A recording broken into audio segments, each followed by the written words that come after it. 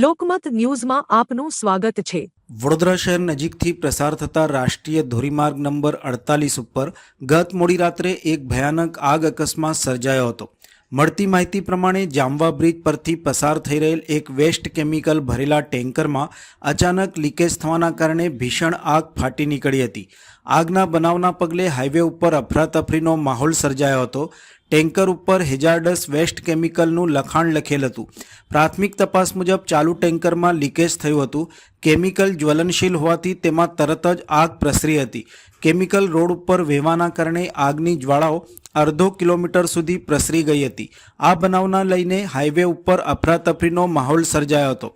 Vadodara fire and emergency સર્વિસને મોડી રાત્રે ટેન્કરમાં આગ અંગેનો મેસેજ મળતા જીઆઈડીસી ફાયર સ્ટેશનની ટીમ તાત્કાલિક ઘટના સ્થળે આવી પહોંચી હતી। પરિસ્થિતિની ગંભીરતાને જોતા પાણીગેટ અને દાંડિયા બજાર ફાયર સ્ટેશનની ટીમોને પણ મદદ અર્થે બોલાવાઈ હતી। ફાયર વિભાગ દ્વારા તાત્કાલિક કામગીરી હાથ ધરી હતી। તેઓની સતર્કતાના પગલે ઝડપી કાર્યવાહીના કારણે મોટી દુર્ઘટના ટળી હતી।